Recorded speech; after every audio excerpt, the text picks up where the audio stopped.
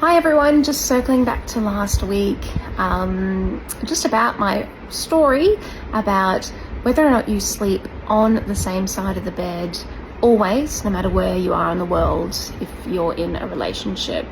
I was saying that with my husband and I always sleep away from the door, and he's always sleeping closest to the door, no matter where we are in the world. We don't even discuss it. It just happens. It's just like an unconscious thing. And I was really interested in knowing whether that's the same for other people. So thank you for the response. Thank you for voting. It was really interesting. Across Facebook and Instagram, every single person said the same, except one person. Everyone except one person said that, yes, no matter where they are in the world, they always sleep either closest to the door or away from the door. Fascinating, right? So I looked into the research, and there is actually zero research about this. Zero. Strange. But it's a great, if you're a student, this is a fantastic research project that could be done. Honors project, maybe, I don't know, interesting project. What the research did show and come up with, though, is that in one study, that people had a tendency to face their bed in their room so that they could see the door, and so that they could also be as far away from the door as possible. And the theory was, what I would suspect, that it's kind of like a protection, that if they did, if there was like a threat or whatever, they could quickly see what the situation was and quickly act and protect themselves, or fight or flight sort of situation. There was another study done in the UK, and that kind of gave kind of mixed results. It didn't really talk about whether one partner, masculine or feminine or whatever, if you're in a same-sex relationship or whatever, it didn't really talk about whether one person is, what I'm looking for, I guess. One person's always on one side of the bed. But some women in that study said that they sleep closest to the door because to have easy access to the bathroom, which I understand if you're pregnant or older, or you just need to have access to the bathroom. I get it. So, but that study did show that people had particular sleep patterns, often, where that they would often sleep on the same side of the bed, but that didn't say whether or not they're sleeping closest to the door or whatever. So there's basically there has not been a study done on what I'm interested in. So anyway, interesting.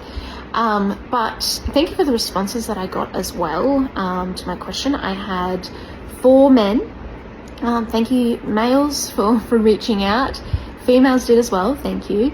But with men, it's good to have engagement. So I don't always hear from men, so that's fantastic. But thank you to the females as well, of course. So everyone said, that the men in particular said that it, for them, is a protection. Like they feel like they take on this role in the family or in the relationship, that their job is to protect their partner or their family or whatever. So they just naturally sleep closest to the door in case there's a predator, in case there's someone breaks in, whatever. They're ready to go, they're ready to fight, and they're ready to manage the situation.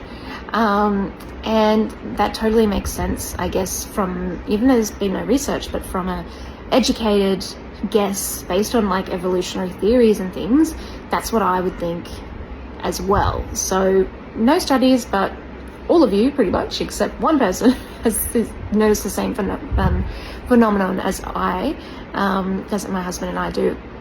So if I think back to when we were cavemen, for example, it was very more traditional, I guess, and even in the 1960s and stuff like that, more traditional masculine, feminine sort of roles. And the men, obviously, cavemen would hunt and gather food and kind of be a warrior, protection of the family, those sort of things. And we still see that to these days, I guess, not in every family, but we do see that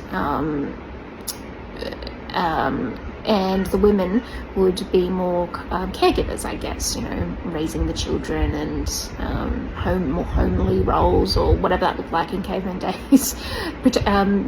Working within the tribe where they were.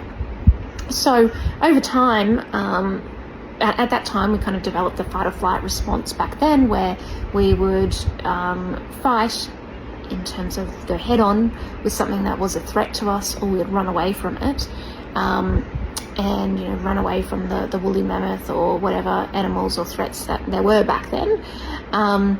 And over time, we have still maintained this fight or flight or sympathetic and parasympathetic activation within our bodies over time. But often today, even though we lived in locked houses, many houses have alarms these days. Some people have their doors shut. So we have gates, our own homes and everything like that. It's not like an open access cave. We can still be kind of on high alert and have this evolutionary kind of fight or flight response in our body, even though we're not even like consciously thinking of it. The brain is always wired for survival. It's just the way that we are, of course. But unfortunately, as a product of today's crazy society, in terms of busyness and all of that, stress and everything, our brains can like constantly be in fight or flight. Anyway, so that's what I would evolutionary and based on theories of evolution, I would suggest is why that might happen. But if anyone's going to do a study on that, let me know, and let me know what the research is going to be. But if you have any thoughts, if you agree, if you have any comments about that, let me know. But I'm going to ask some more things like this that I'm interested in, and around psych phenomena, and keep looking into the research for weird things like this. But anyway, have a nice day.